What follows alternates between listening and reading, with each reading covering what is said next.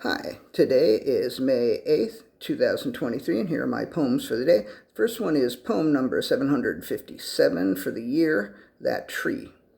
I could swear that tree was looking at me. It had one eye that was fixed on me, like the tree was saying, I know what you did, and if I could have, I would have hid. I didn't do nothing to the tree. I don't know why it seemed angry at me. Maybe it was just fucking with me, but it seemed really serious. It's fucking mysterious.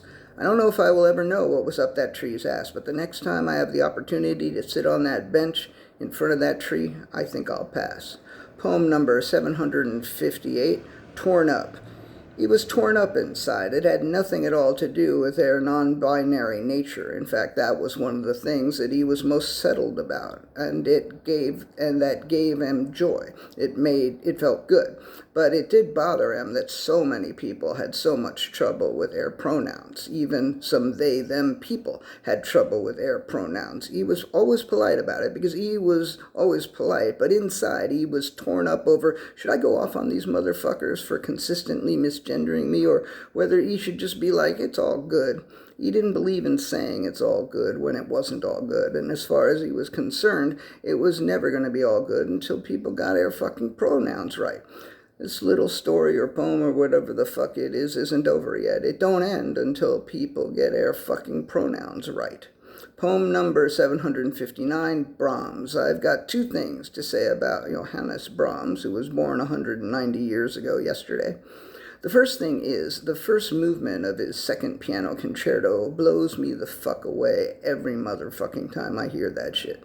The second movement is pretty fucking nice too, but that isn't the second thing I have to say about Brahms. Honestly, I like that whole fucking concerto, but the first movement is the first thing about Brahms. The second thing about Brahms is that Brahms and Liszt, pissed, is one of my very favorite bits of Cockney rhyming slang, even though back when I used to get loaded, I never said let's get Brahms when I wanted to get loaded.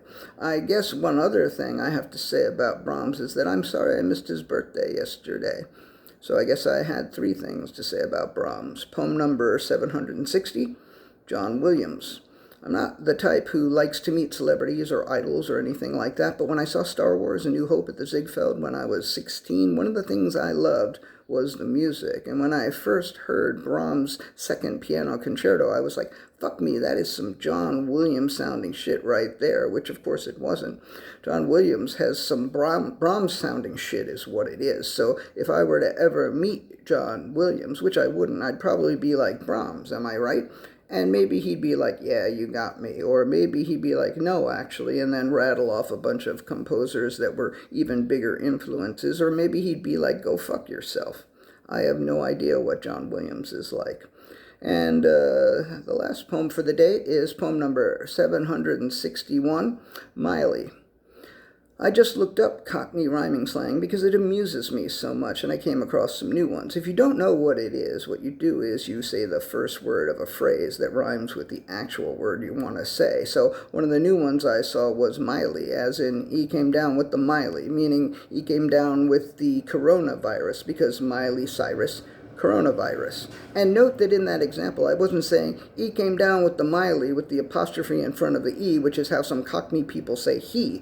I was saying E, as in someone who uses er pronouns. Just wanted to make that clear.